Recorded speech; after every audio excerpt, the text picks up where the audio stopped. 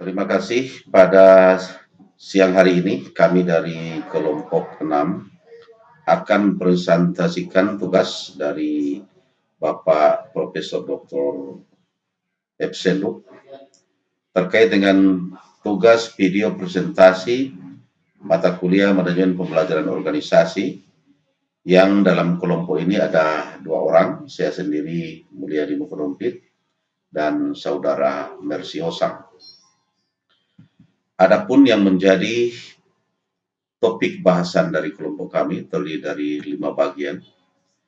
Yang pertama, creating successful organization change, kemudian de-employment customer profit change, kemudian organization development in the entrepreneurial firm, kemudian yang berikut, creating excellence out of crisis organizational transformation at the Chisago Tribune.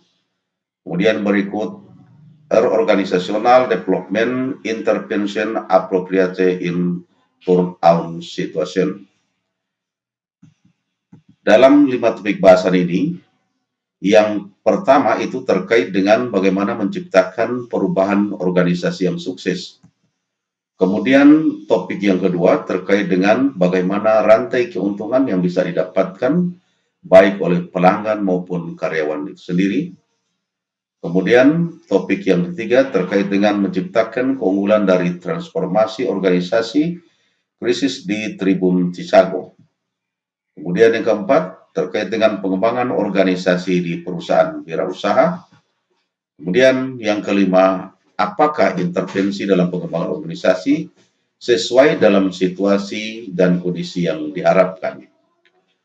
Baiklah, saya akan mencoba menjelaskan untuk 3 topik yang pertama, dan nanti 2 topik yang terakhir akan disampaikan oleh teman saya, Saudara Mercy Osang. Topik pertama, bagaimana menciptakan perubahan organisasi yang sukses. Banyak masalah yang bisa terjadi ketika perubahan akan dilakukan. Masalah yang paling sering dan menonjol adalah penolakan atau perubahan itu sendiri, atau resistance to change. Kemudian yang terjadi, penolakan itu bisa jelas terlihat atau eksplisit. Penolakan seperti ini biasanya nampak karena yang mengajukan penolakan biasanya mengajukan protes, ancaman mogok, atau demonstrasi. Sementara ada juga yang penolakan yang sifatnya tersirat atau implisit dan sifatnya lambat laun. Misalnya loyalitas pada organisasi yang makin berkurang, motivasi kerja yang makin menurun, serta kesalahan kerja yang makin meningkat. Kemudian, mengapa perubahan itu biasanya ditolak dalam sebuah perusahaan? Penolakan ada yang sifatnya penolakan dari individu, dan ada juga penolakan yang datang dari sekelompok atau sifatnya organisasional.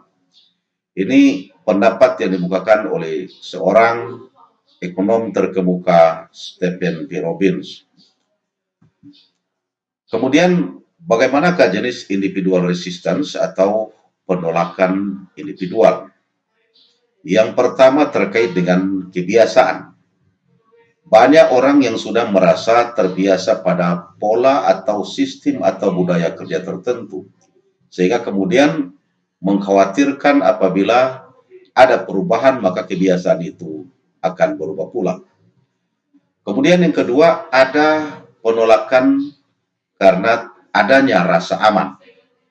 Biasanya individual sudah merasa aman dengan kondisi organisasi atau perusahaan yang ada dan mengkhawatirkan rasa nyaman itu hilang apabila terjadi perubahan. Kemudian yang ketiga tentu adalah faktor ekonomi. Faktor ekonomi juga menyebabkan adanya penolakan secara individual terhadap sebuah perubahan. Karena ada kekhawatiran akan menurunnya tingkat pendapatan ekonomi apabila kemudian terjadi sebuah perubahan. Kemudian yang berikut adalah ketidakpastian. Ketidakpastian di sini adalah ada kekhawatiran bahwa apabila terjadi sebuah perubahan, maka tidak ada jaminan mengenai masa depan individual tersebut di dalam sebuah organisasi. Kemudian yang kelima adalah persepsi. Ini adalah bagaimana persepsi daripada individual dalam melihat sebuah kondisi perubahan perusahaan, sehingga mengakibatkan adanya penolakan terhadap perubahan sendiri. Kemudian ada yang sifatnya penolakan yang sifatnya organisasi atau organisational resistance. Yang pertama terkait dengan inersia struktural. Inersia struktural artinya penolakan yang terstruktur. Organisasi dengan tujuan struktur, aturan main, uraian tugas, akan menghasilkan stabilitas organisasi. Jika perubahan dilakukan, maka makin besar stabilitas organisasi akan bergantung. Kemudian yang berikut, dampak luas dari perubahan itu sendiri. Ini mengakibatkan bisa berubahnya sebuah sistem secara menyeluruh apabila ada perubahan, sehingga sekelompok orang atau organizational resistance muncul untuk melakukan penolakan terhadap perubahan sendiri. Kemudian yang berikut, inersia kelompok kerja. Meskipun individu mau mengubah perilakunya, namun norma kelompok memiliki potensi untuk menghalangi perubahan sendiri. Dominasi pengaruh kelompok yang lebih kuat pada individual justru berdampak pada kelompok kerja yang akhirnya akan berdampak pada perubahan secara organisasi. Kemudian yang berikutnya adalah ancaman terhadap keahlian. Ancaman terhadap keahlian adalah perubahan dalam pola organisasi. Umpamanya, adanya kemajuan-kemajuan teknologi atau IT yang akan diterapkan dalam sebuah organisasi atau sebuah perusahaan yang otomatis dapat menggantikan tenaga manusia secara manual. Oleh karena itu, di sini muncul adanya penolakan. Berikutnya, ancaman kekuasaan. Terkait dengan ancaman kekuasaan, ini termasuk di dalamnya hubungan kekuasaan yang telah mapan. Artinya di sini, mengintroduksi sistem pengambilan keputusan partisipatif seringkali dipandang sebagai ancaman kewenangan bagi tingkat middle management. Kemudian yang berikutnya, ancaman alokasi sumber daya. Kelompok-kelompok dalam organisasi yang mengendalikan sumber daya dengan jumlah yang relatif besar sering melihat perubahan organisasi sebagai ancaman. Apakah perubahan tersebut akan mengurangi anggaran atau sumber daya manusia kelompok kerjanya ataukah tidak? Oleh karena itu, hal ini juga dapat menimbulkan organisational resistance. Kemudian topik yang kedua, rantai keuntungan pelanggan dan karyawan. Dalam organisasi dewasa ini, perubahan paradigma persaingan bisnis dari single element competition menjadi network competition. Dari persaingan pribadi menjadi persaingan kelompok atau jaringan. Kondisi ini menuntut organisasi untuk fokus pada strategi baru melalui pengelolaan koordinasi antar organisasi terkait yang lebih dikenal dengan rantai pasokan. Selanjutnya, persaingan yang terjadi sekarang adalah persaingan antara supply chains yang satu dengan supply chains yang lainnya, yang sama-sama akan memperebutkan jaringan dan memperebutkan pengaruh. Bahwa yang diuntungkan dalam proses tersebut tidak hanya pelanggan, tetapi juga karyawan, sehingga tercipta titik keseimbangan yang berkelanjutan dalam sebuah rantai perusahaan. Kemudian kita bisa lihat, dalam supply chains, ada 3 macam hal yang harus dikelola dalam supply chains, yaitu aliran material, informasi, dan keuangan. Seperti ini adalah bentuk hubungan-hubungan atau gambar yang bisa kita lihat. Ada supplier, kemudian ada manufaktur, kemudian ada distribusi, ada retailer, hingga sampai kepada toko atau penjual. Semua yang terlibat dalam rantai perusahaan ini terkait dengan bagaimana produk, informasi, dan finance. Kemudian apa tujuan dari supply chain itu sendiri? Pelanggan merupakan sumber pendapatan yang menjadi fokus perhatian utama dari sebuah perusahaan. Kemudian semua karyawan dan yang terlibat dalam proses tersebut adalah unsur penting yang juga harus merasakan manfaat keuntungan, mulai dari supplier, pekerja pabrik, distributor, retailer, hingga penjual eceran.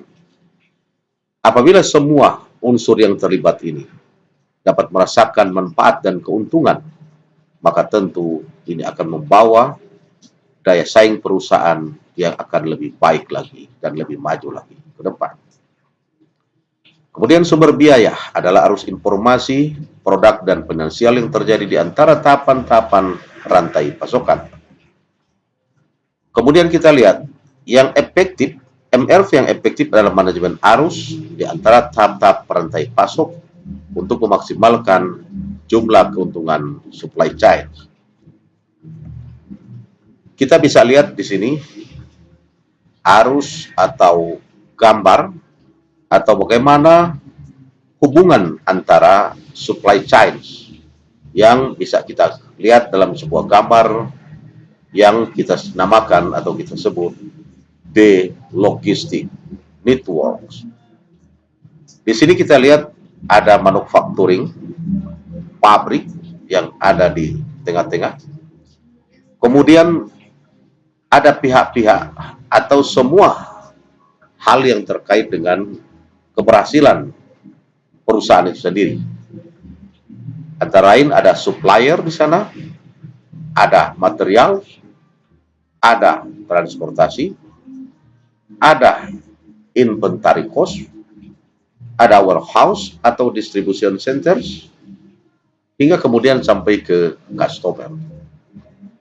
Tentu semua supply chains ini akan bekerja secara maksimal sesuai dengan standar yang sudah diatur bersama dalam mekanisme kerja perusahaan, sehingga kemudian antara satu dengan yang lainnya bisa terjalin kerjasama, tanggung jawab yang kuat, yang tinggi, sehingga perusahaan bisa berjalan secara lebih maksimal.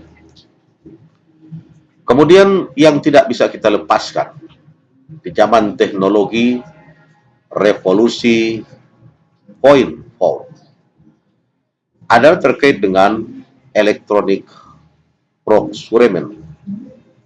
Salah satu model pengadaan yang mendukung hubungan jangka pendek adalah e-auction.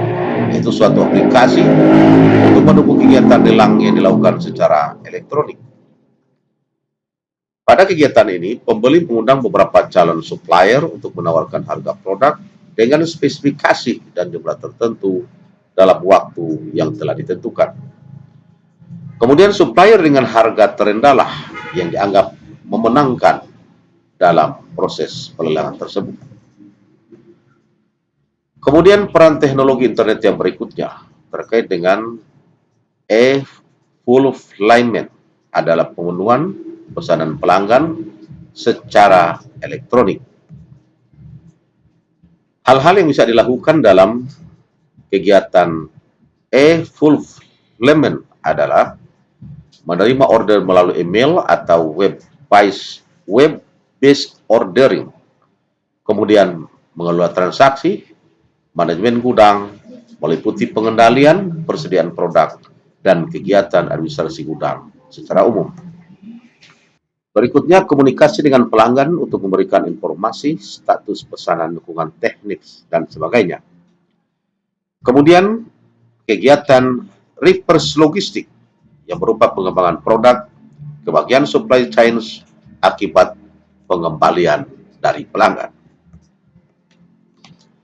Sekarang kita akan masuk kepada poin yang ketiga atau topik yang ketiga yang akan menjadi bahasan kita pada kesempatan ini.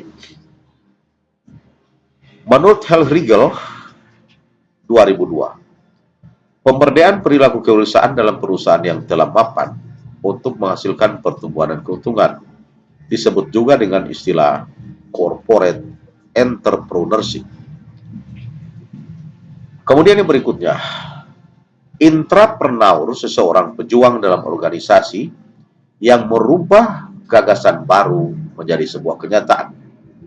Ide yang merupakan pengembangan atau benar-benar menjadi sebuah ide baru yang kemudian dilaksanakan atau direalisasikan menjadi sebuah gagasan yang dapat dilihat dan menghasilkan.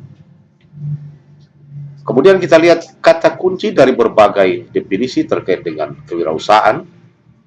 Pertama adalah karakter atau traits wirausaha, terkait dengan semangat, sikap, kemampuan, dan perilaku. Kemudian inovasi dan kreativitas, terkait dengan mencari, menemukan peluang, menciptakan, membuat sesuatu yang baru dan berbeda. Yang berikutnya kegiatan ekonomi, terkait dengan pelayanan yang lebih baik, keuntungan yang lebih besar, balas jasa usaha, dan nilai tambah. Selanjutnya, poin yang keempat adalah kemandirian. Mandiri maksudnya usaha sendiri supaya tercipta kepuasan dan kebebasan pribadi. Selanjutnya yang kelima, sesuatu yang baru atau berbeda. Baru tidak sekedar berbeda, dan berbeda tidak sekedar baru. Cara kerja, teknologi, pasar, produk, jasa, dan organisasi yang baru. Dan yang keenam adalah risiko, terkait dengan pengambilan risiko dan menanggung risiko. Selanjutnya kemudian kita lihat apa yang dimaksud dengan intrapreneurship. Menurut Stone dalam bukunya 1995, budaya mengembangkan usaha baru dan struktur organisasi yang telah ada. Itulah menurut beliau intrapreneurship. Kemudian prasyarat pemberdayaan perilaku wirausahaan dalam suatu perusahaan antara lain komitmen manajemen puncak atau manajemen senior, desain organisasi yang fleksibel, otonomi tim proyek, insentif dan rewards, dan sistem pengendalian yang sesuai. Selanjutnya, entrepreneurs umumnya memunculkan usaha baru. Pertumbuhan dan perkembangannya dipengaruhi faktor eksternal, baik itu pemerintah. Hal ini terkait dengan perizinan, pajak, inkubator bisnis, dan lain sebagainya. Kemudian intrapreneurship terkait dengan mengembangkan usaha yang telah ada atau venture growth, dipengaruhi oleh berbagai faktor internal perusahaan, baik sumber daya manusia yang tersedia, kondisi budaya kerja, kebiasaan, dan hal-hal lain yang dianggap menjadi bagian dari perusahaan itu sendiri. Untuk materi selanjutnya nanti akan disampaikan oleh teman satu kelompok saya, yaitu saudara Parsi Kosa. Terima kasih. Organization development in the entrepreneurial firm.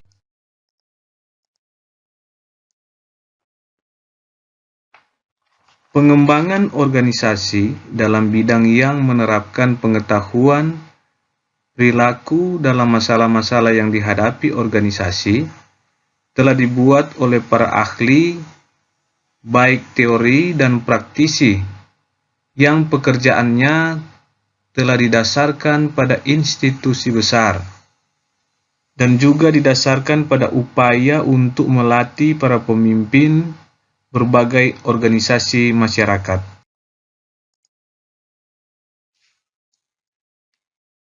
Dalam dekade terakhir, kita menyaksikan munculnya perusahaan entrepreneur. Di Amerika Serikat ada sekitar 21 juta bisnis. Dari bisnis itu, hanya 80.000 yang mempekerjakan 100 atau lebih orang. Usaha kecil tumbuh lebih cepat dari tren sejarah selama 2 dekade terakhir, dan perusahaan wirausaha telah menciptakan lebih banyak pekerjaan baru daripada perusahaan besar. Kerangka teori dan konseptual.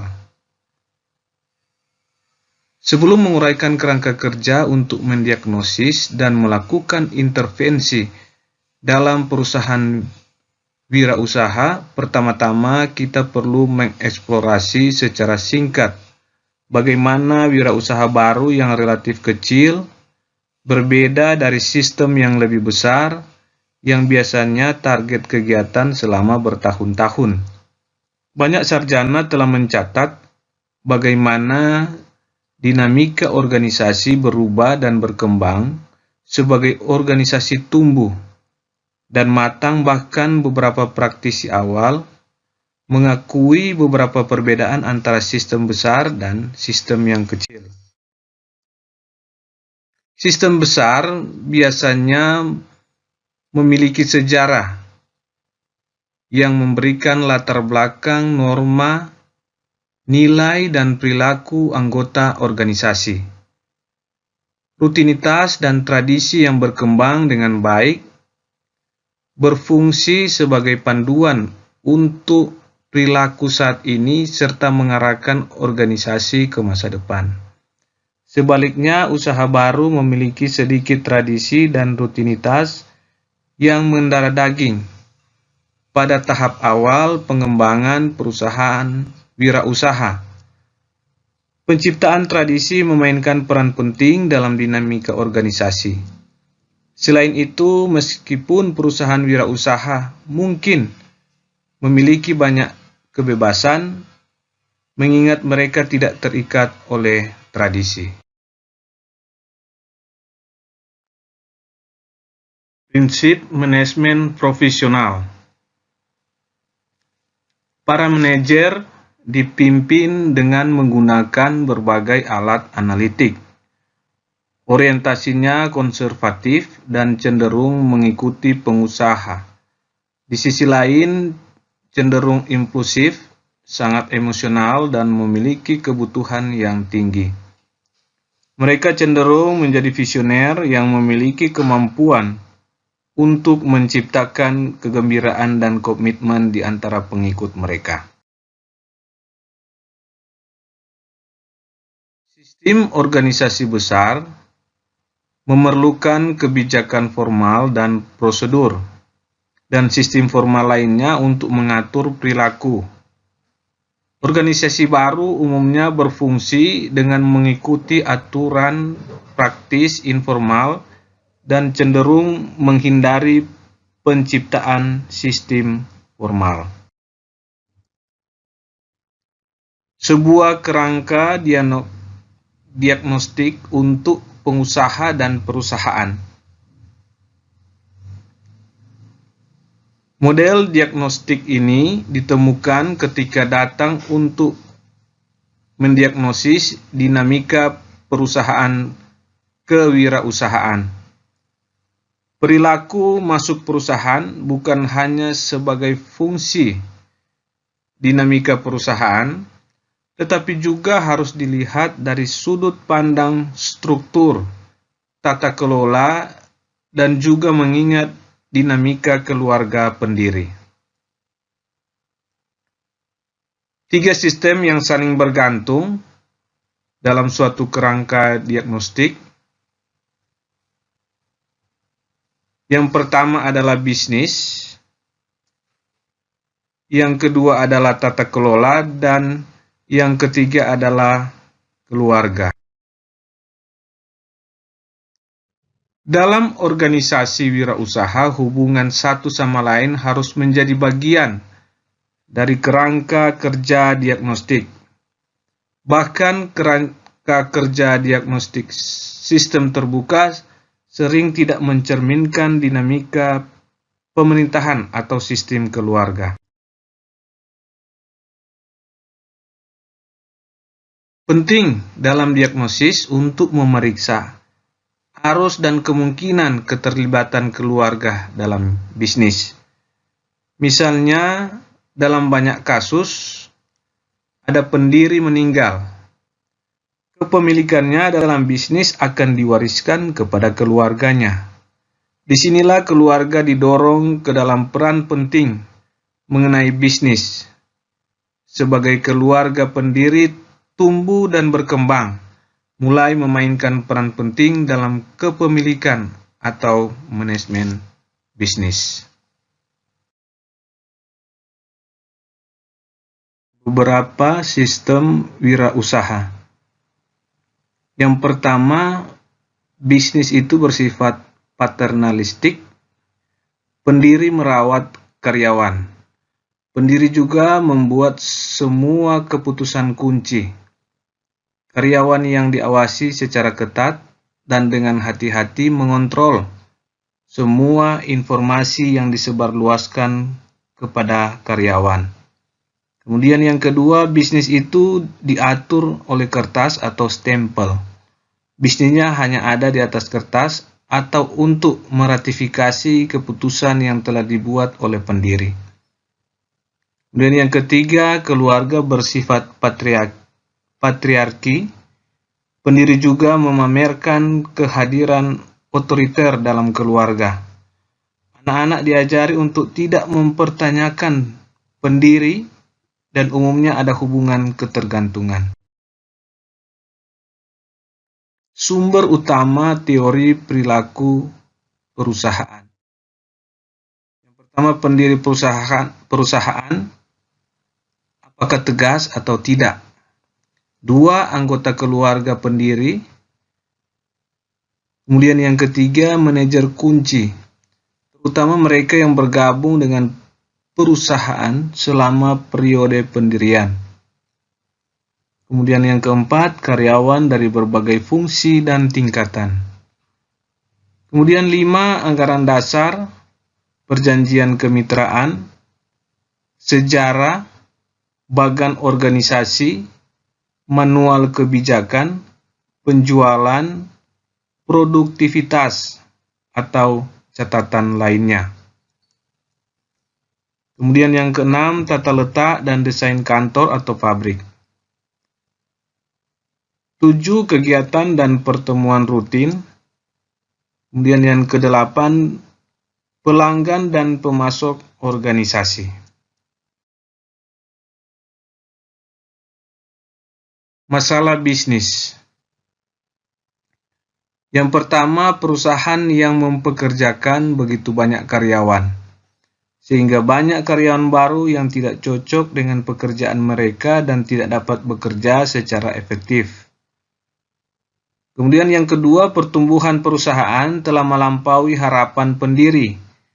Namun dalam industri yang bergejolak, mereka tahu bahwa pesaing akan mulai melanggar batas pasar mereka. Kemudian yang ketiga, saat perusahaan berekspansi ke luar negeri, isu yang berkaitan dengan struktur organisasi dan kontrol mulai muncul. Masalah kepemimpinan. Yang pertama, dewan direksi terdiri dari pendiri asli harus bertemu secara teratur untuk berdiskusi masalah perusahaan. Dan yang kedua, perusahaan tidak memiliki rencana suksesi yang jelas apabila terjadi peristiwa kematian salah satu pendiri. Dan kesimpulan dari bab yang pertama ini, teori dan diagnosa yang lebih kompleks diperlukan model-model yang mempertimbangkan dinamika bisnis, tata kelola sistem, dan keluarga. Perlu mengembangkan intervensi yang sesuai untuk setiap sistem. Juga wirausaha tidak semua tergantung pada perkembangannya.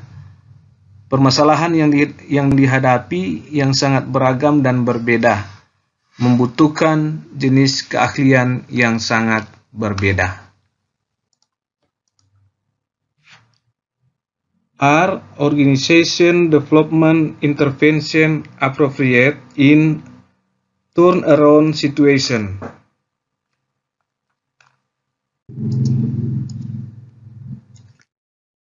Dalam putaran investasi harus mempertimbangkan jenisnya, kondisi yang mengarah pada situasi kritis, tingkat keparahan, dan sumber daya yang tersedia.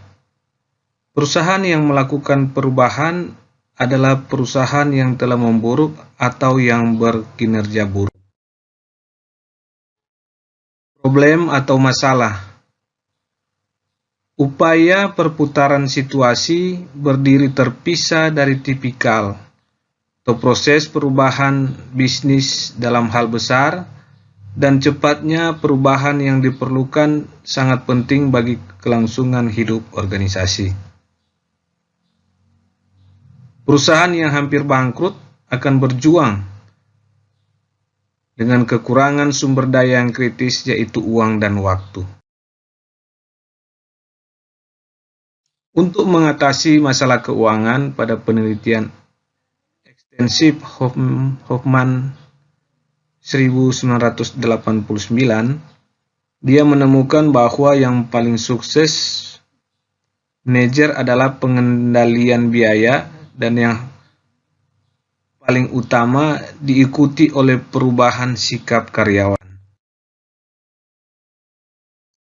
Manfaat bagi perusahaan yang menyadari pentingnya finansial saat perusahaan berputar haluan.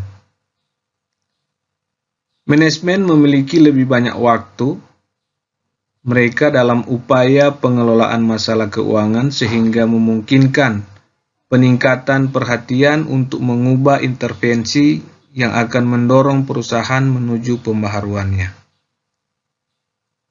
Kebutuhan akan lebih fokus pada biaya dan kontrol sampai perusahaan kembali ke pijakan yang aman, kembali layak secara finansial.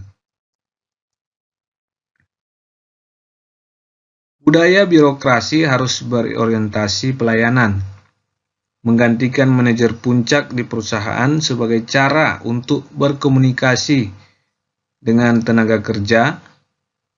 Dengan cara yang dimiliki, perusahaan akan bergerak melampaui pendekatan lamanya. Perilaku manajemen dan simbolisme sebagai kendaraan untuk demonstrasikan perubahan. Kesimpulan dari bagian yang kedua ini, bukti empiris akan terlihat dan mengindikasikan bahwa upaya putar haluan dari perusahaan sampai pada taraf tertentu akan meningkatkan kemungkinan keberhasilan perusahaan tersebut, walaupun perusahaan tersebut dalam situasi yang paling parah, dan ini sukses untuk pengembangan organisasi perusahaan. Terima kasih.